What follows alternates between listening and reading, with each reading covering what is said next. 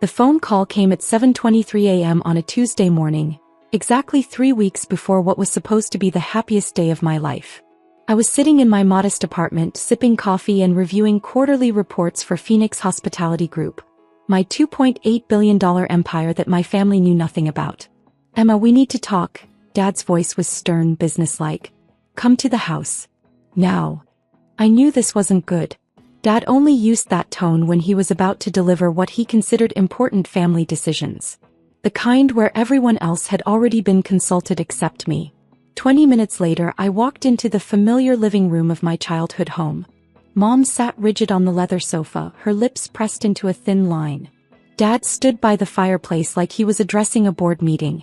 My younger sister Jessica lounged in the armchair, scrolling through her phone with that smirk she'd perfected since high school. "Sit down, Emma," Dad commanded, not looking at me. I remained standing. "What's this about?" "Your wedding." Mom's voice was ice cold. "We've made a decision." My heart started racing, but I kept my expression neutral.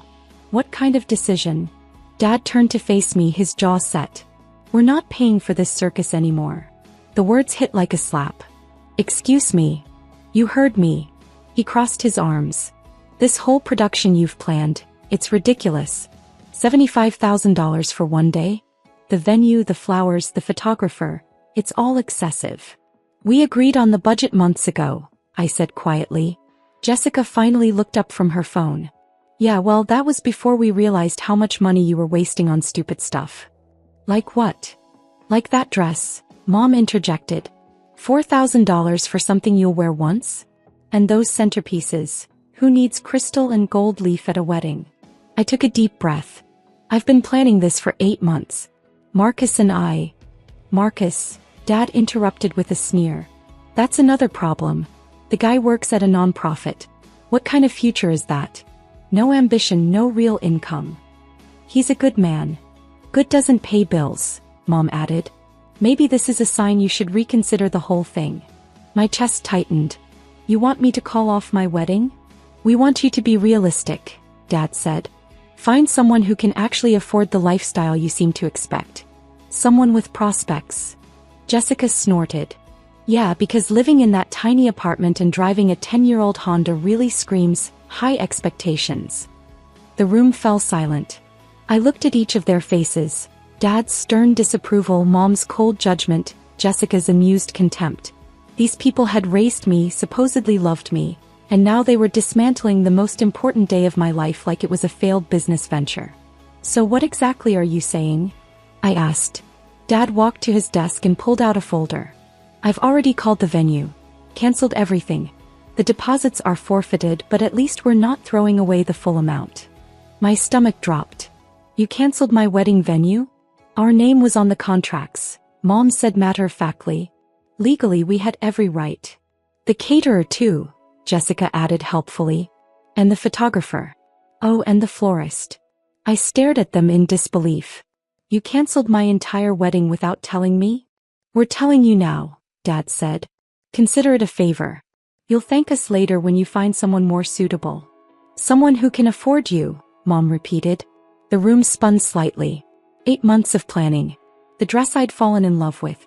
The photographer we'd interviewed 6 different candidates to find. The menu Marcus and I had spent hours perfecting. The flowers that reminded me of my grandmother's garden. All of it, gone. "I can't believe you did this," I whispered. "Believe it," Dad said. "And next time maybe think before you plan something so far beyond your means." I looked at my family one more time.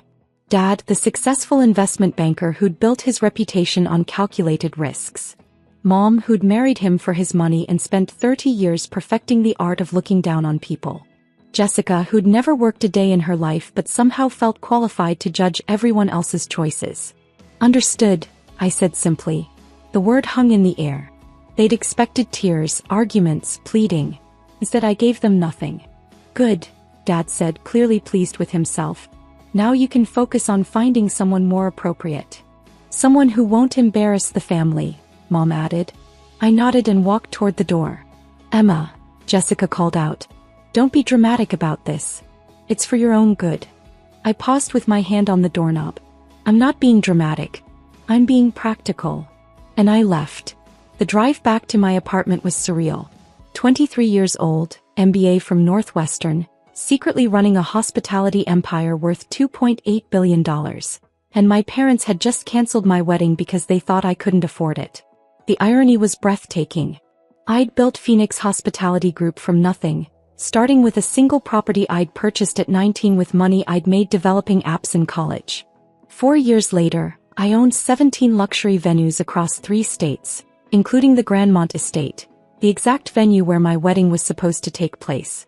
My parents had no idea their daughter owned the most exclusive wedding venue in the city. They thought I was just another struggling graduate living paycheck to paycheck. I'd let them think that. It was easier than explaining how I'd turned a coding hobby into a tech company, sold it for $12 million, and immediately invested everything into real estate. Easier than describing the 18-hour days I'd worked to build something from scratch while they assumed I was just figuring things out. But now they'd crossed a line. I pulled into my apartment complex and sat in my car for a moment, thinking. My phone buzzed with a text from Marcus. "Hey babe, just confirmed final headcount with the caterer. 127 guests. Can't wait to marry you in 3 weeks. Red heart." My heart broke a little. Marcus had no idea what had just happened. He was probably at his office right now, excited about our future, completely unaware that my family had just blown up our wedding.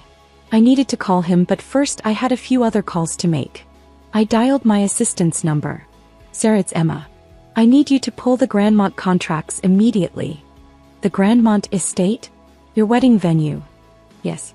And I need you to review the cancellation policies we have in place for deposits." There was a pause. "Emma, is everything okay?" "Everything's fine. I just need to understand our options for unusual circumstances." "Of course. I'll have everything ready in an hour." "Thank you." My next call was to my head of legal. "David, it's Emma. Hypothetical question. If someone canceled a booking at one of our venues using forged authorization, what would our legal recourse be?" "Well, that would be fraud. We'd be looking at potential criminal charges, plus civil damages." "Why?" "Just curious about our protections. Can you send me the specific statutes?" "Absolutely." "I mean, you sound stressed. Is Phoenix Hospitality facing some kind of legal challenge?" "Nothing like that. Just being thorough." After I hung up, I sat in my car and allowed myself exactly 60 seconds to feel the full weight of what had happened. The betrayal, the humiliation, the casual cruelty of people who were supposed to love me unconditionally. Then I got out of the car and went upstairs to plan my response. The next morning, I was reviewing property reports when my phone rang. Unknown number. "Hello. Emma. Emma, what the hell is going on?" It was Dad, and he was screaming. "Good morning to you too," I said calmly. "The venue just called me. They're saying they can't refund our deposits because the owner, personally canceled our refund. They're saying you canceled it." I took a sip of my coffee. "That's interesting." "Interesting? Emma, this is $7,500 we're talking about. They're saying the owner specifically requested that the Martinez family receive no refund under any circumstances." Don't me. What did you do? Did you call them and complain? Did you cause some kind of scene?" "I didn't cause any scene, Dad." "Then why are they saying this?" The venue manager kept talking about direct orders from ownership and non-negotiable policies, and, "Emma, what the hell did you tell them?" I leaned back in my chair. Through my office window, I could see the Grandmont Estate in the distance, its elegant grounds sprawling across 40 acres of pristine lakefront property. "I didn't tell them anything they didn't already know," I said. "That's not an answer. Emma, you need to fix this right now. Call them back and straighten this out." "I don't think I can do that." "What do you mean you can't?" "The owner's decision is final." There was a long pause. "Emma, how do you know what the owner decided?" "Lucky guess." "This isn't funny. We need that money back. Do you have any idea how much $7,500 is?" I almost laughed. Dad was having a breakdown over $7,500 while sitting 3 miles away from my corporate headquarters, where I'd signed a $340 million acquisition deal just last week. "It's probably not that much money to the owner," I said. "I imagine they make that in about 6 minutes." "Emma, what are you talking about? How could you possibly know?" His voice cut off abruptly. "Dad? You still there?" Emma. His voice had changed. Quieter now, uncertain. Emma, what's the name of the company that owns the Grandmont estate? Why do you ask? Just tell me. Phoenix Hospitality Group. Silence. Dad. Emma, what's your last name?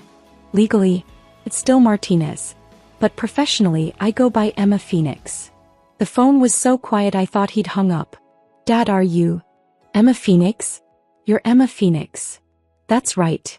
The Emma Phoenix? The one who built. Oh my God. Oh my God. I heard him calling to Mom in the background. Margaret, get in here right now. What's wrong, Richard? Mom's voice was distant but audible. Emma's Emma Phoenix. What are you talking about? Emma Phoenix, the businesswoman, the one who bought the Riverside Mall, the one who owns half the venues in the city. That's our Emma. I heard Mom gasp. Emma, Dad's voice was back, shaky now. Emma, sweetheart, there's been a misunderstanding. Has there? Yes. A huge misunderstanding. We had no idea you were so successful. Why didn't you tell us? You never asked. But Emma, we assumed. You assumed I was a failure. Not a failure. Just struggling. Like most people your age. Most people my age don't own $2.8 billion in real estate assets. I heard something crash in the background. Probably Mom fainting. Emma, listen to me very carefully. Dad's voice had shifted into his business mode. We can fix this. We can call the venue back and... The venue you already canceled? Yes, we can uncancel it. We can reinstate everything. The whole wedding. With what money? What do you mean? Well, you said you couldn't afford it. That it was beyond your means. That I needed to find someone who could afford me. Emma, that was before we knew. Before you knew I could pay for it myself? Yes.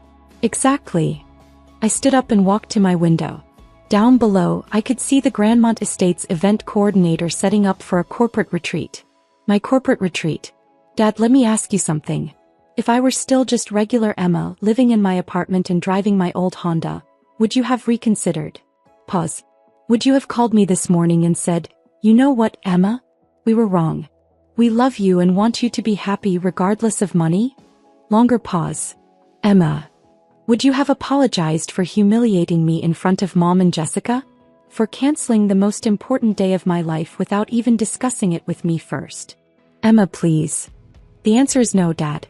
You would have let me stay heartbroken and weddingless, and you would have felt good about it. Responsible. Like you taught me a valuable lesson about living within my means. That's not. We were trying to help. You were trying to control me. Just like you've always done. I heard Mom's voice in the background. Give me the phone. Emma, honey, it's Mom. Sweetheart, there's been a terrible miscommunication here. Has there? Yes. We had no idea about your business success. We're so proud of you.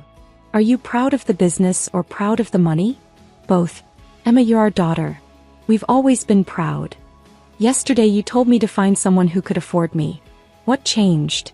Well, now we know that I can afford myself? Silence. Mom, let me save you some time. I'm not reinstating the wedding. I'm not giving you your deposits back. And I'm not pretending this conversation never happened. Emma, you're being unreasonable. I'm being exactly as reasonable as you were yesterday.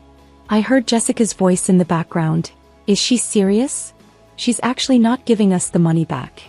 Put Jessica on the phone, I said. Emma, I don't think. Put her on. Fine. Here's Jessica. Hey, Emma. Jessica's voice was carefully neutral. So, this is weird. Hi, Jess. I had no idea you were like... rich. Rich. I'm comfortable. Comfortable? Emma, you own half the city. Not half. Maybe 30%. This is insane. Why didn't you ever say anything? Would it have mattered? What do you mean? Yesterday you recorded my fiancé throwing my keys in a lake and posted it on social media. You called my wedding plans stupid and said I was wasting money on excessive things. Would you have done that if you'd known I was wealthy? Well, no, probably not. So you're only nice to people who have money? That's not what I meant. It's exactly what you meant, Jess. You treated me like garbage because you thought I was poor. Now you want to be best friends because you found out I'm rich. Emma, come on. How many social media posts did you make mocking my cheap lifestyle? Pause. Emma. How many times did you joke about my car, my apartment, my job? That was just sister stuff. Put Dad back on. Emma, wait. Put him on.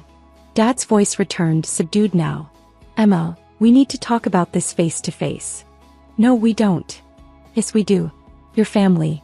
This is family business. Family doesn't cancel each other's weddings out of spite. It wasn't spite. We genuinely thought. He thought wrong. About everything.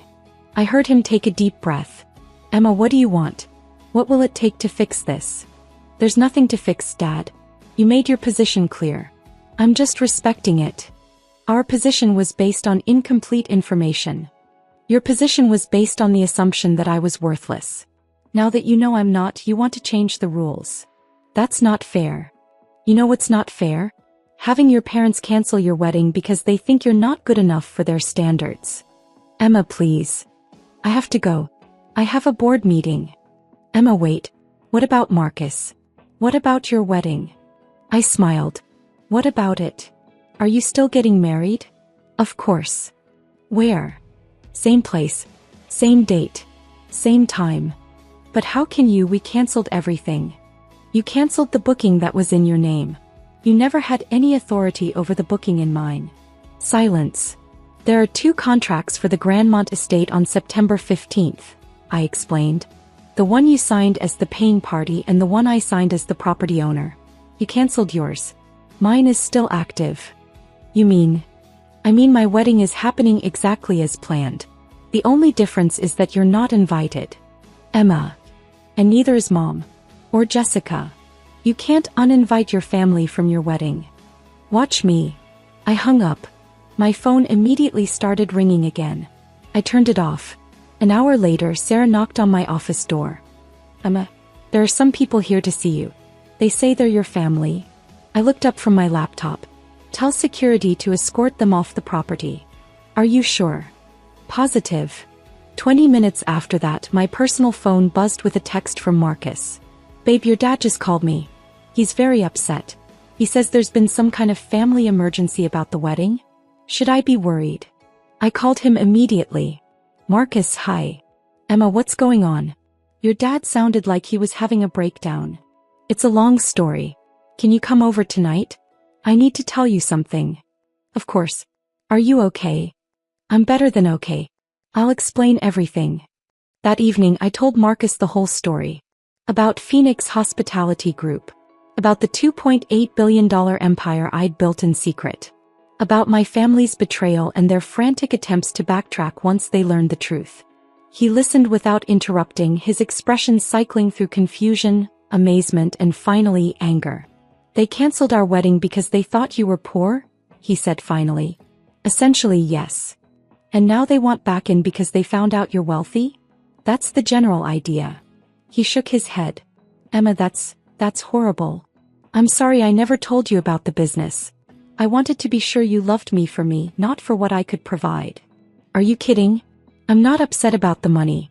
I'm upset about how they treated you. He took my hands. Emma, you're getting married in 3 weeks. You should have your family there. They made their choice. People make mistakes. This wasn't a mistake, Marcus. This was who they really are when they think no one important is watching. He was quiet for a moment. What do you want to do? I want to marry you at the Grandmont estate, surrounded by people who actually care about us. I want to start our life together without the toxic influence of people who only value me when I can benefit them. Are you sure? I've never been more sure of anything. The next morning I drafted a formal letter to my family. It was delivered by courier at 9 a.m. sharp.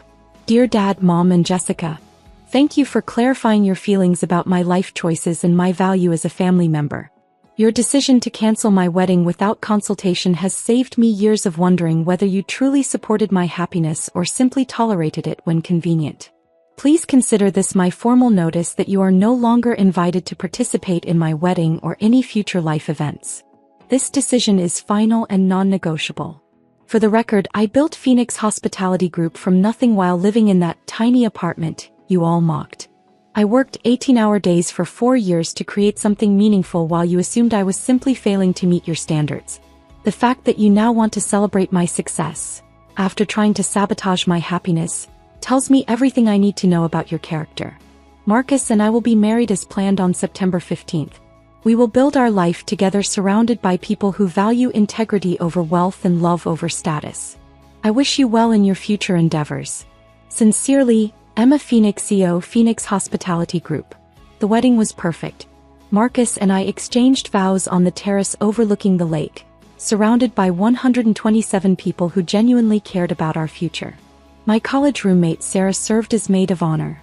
Marcus's brother Jake was his best man. The flowers were exactly what I'd dreamed of, white roses and baby's breath that reminded me of my grandmother's garden. During the reception, as I danced with my new husband under lights strung between ancient oak trees, I felt something I hadn't experienced in years around my family: pure, uncomplicated joy. My phone, tucked away in the bridal suite, had 47 missed calls and 23 voicemails from various family members. I deleted them all without listening. 6 months later, I received a formal apology letter from Dad. It was 3 pages long and mentioned my impressive business acumen 14 times. He requested a meeting to discuss our family's future relationship. I sent back a single sentence: "Some bridges once burned cannot be rebuilt." A year after that, Jessica reached out through LinkedIn, asking if Phoenix Hospitality Group had any entry-level marketing positions available. The message included a lengthy explanation about how much she'd grown as a person, and how sorry she was for not recognizing my incredible achievements sooner.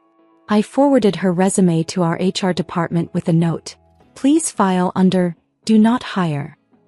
Today, Marcus and I live in a beautiful home overlooking the lake, about 10 minutes from the Grandmont estate. We host dinner parties for friends who knew us when we were just a nonprofit worker and a girl with a laptop, building dreams in a tiny apartment. Sometimes I'll drive past my parents' house on the way to a business meeting. Their cars are older now, their lawn less perfectly maintained. I've heard through mutual acquaintances that Dad's investment firm has struggled since the market downturn. Mom has started working part-time at a boutique. I feel no satisfaction in their struggles, but I feel no guilt about their absence from my life either. They taught me an invaluable lesson about unconditional love. It's only unconditional if it doesn't depend on your bank account, your career success, or your ability to meet someone else's definition of worth. My wedding was exactly the circus they said it was. A beautiful, joyful celebration of 2 people who chose each other without conditions. And I paid for every penny of it myself.